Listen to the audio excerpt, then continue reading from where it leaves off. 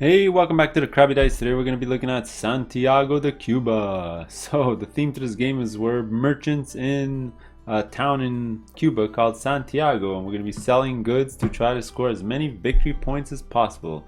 This is a very light game from a long time ago. This is going to be the setup and rules video. Click on the link below for my thoughts and the playthrough video. It's pretty short. Alright, let's just get started. 3 things before we start. Please like, subscribe, and comment on my videos. That would be fantastic. Let's go. Alright, the setup's pretty easy. Put out your game board. It's actually really small. You can have your money put on the side of the board and your victory point chits as well. Easy reach to all players. Do the same thing with all the good tokens.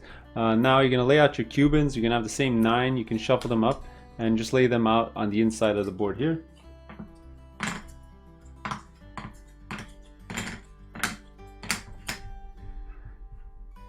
And you'll do the exact same thing with the 12 buildings around the board. You can shuffle it up and just add them randomly everywhere.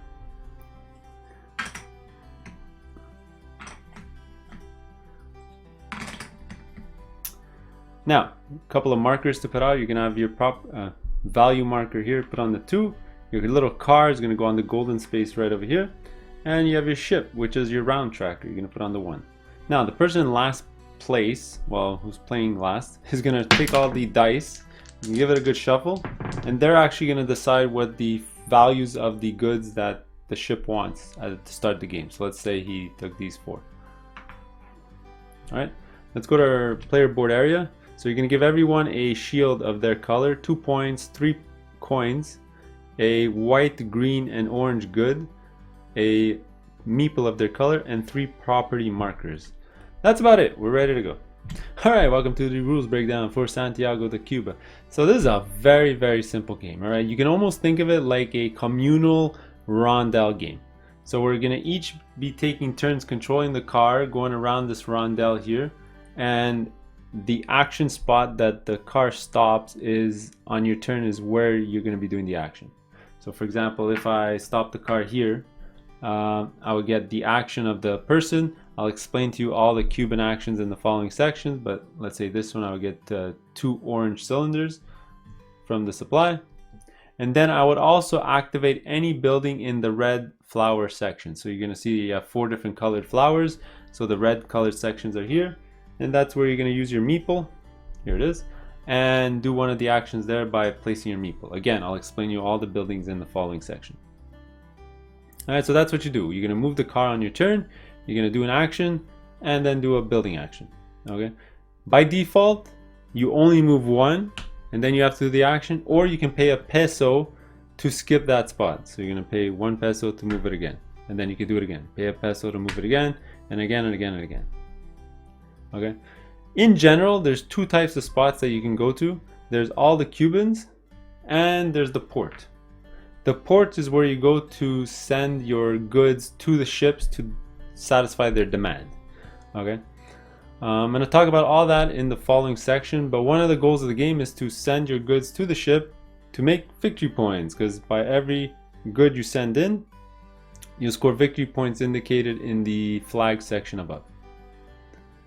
Okay, now before I go into explaining what each person does, the game's going to last exactly 7 ships, right? So it's not 7 rounds. When the ship reaches all 0, that means his demands have been satisfied, right? And the ship's going to leave. And we're going to basically re-roll all the dice to signify a new ship is here. And we're going to advance the ship counter down here.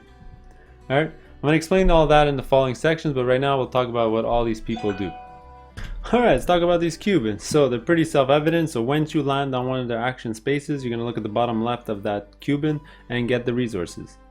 So there's going to be 1 for white, green, orange, wood, and 1 of any of your choice. Alright, there's Maria here who gives you straight up 2 points and you hide that behind your shield. Martinez here gives you 3 pesos, put it behind your shield. And then you have Alonso and El Zorro, 2 special ones. So Alonso lets you put out a property marker on any building of your choice, as long as somebody else hasn't claimed that building. And the significance of that is if any other player wants to use the ability of that building, you'll take a victory point chit from the general supply. Hide it behind your screen. All right, the other option here is El Zorro, and this one, every other player has to give you either a peso, a point, or a good of their choice. All right, except for wood. All right, now after activating any Cuban, what you're gonna do is you're gonna use your meeple to activate a building on the outside, which is the same color as that Cuban, right? So for example, if I activate a Maria, her flower is red, that means I can activate any of the red buildings that over here.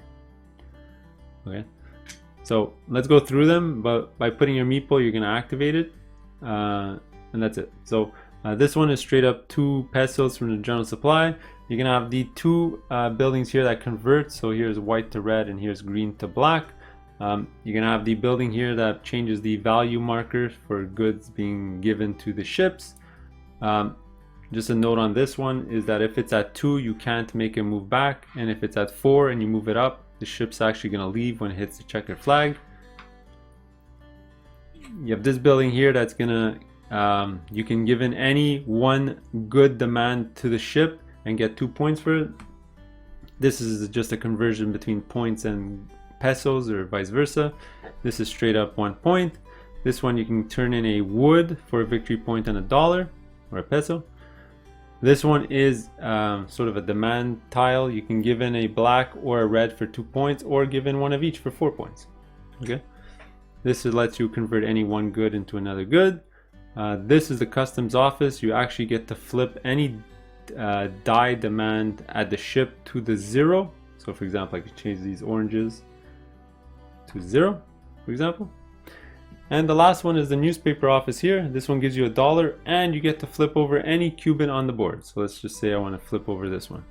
The significance of that is that Cuban is unavailable until the car passes it in the future, right? So let's say the car was here and the next person were to go. If he were to move here and not move the car again, he would get no ability.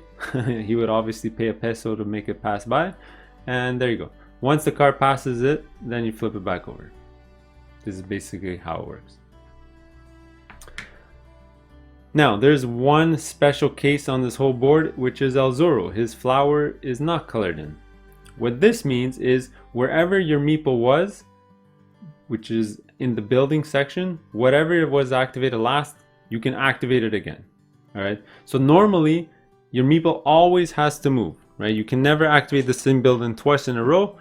The only exception is El Zorro. So for example, if I did Chiquita here and I got 2 pesos, if I were to do El Zorro as my next action, I'll get 2 pesos again. All right. Alternatively, if I activated Maria, I wouldn't be able to get 2 pesos. I would have to pick one of the other 2 buildings to activate. All right. Your meeple always has to move unless you activated El Zorro. Alright, so besides the Cubans, the only other spot that the car can stop at is at the port. Alright, so by stopping at the port, it works a bit different than the Cubans. What's going to happen is each player is going to have a turn trying to satisfy the demands of the ship by turning in the goods into the general supply and scoring victory points. I'll mention it now. Each good that you turn in will score you the amount of victory points indicated by the flag value above the ship.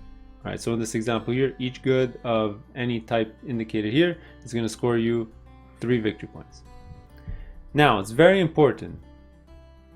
You take turns turning in goods, but you can only ever turn in one type of good when it's your turn. For example, if I was the first player who activated the port, I would start, all right, and I can turn in any of the following: 1 or 2 green, or 1 black, or 1 or 2 or 3 orange, or 1 or 2 white. All right, I would reduce the value of that die.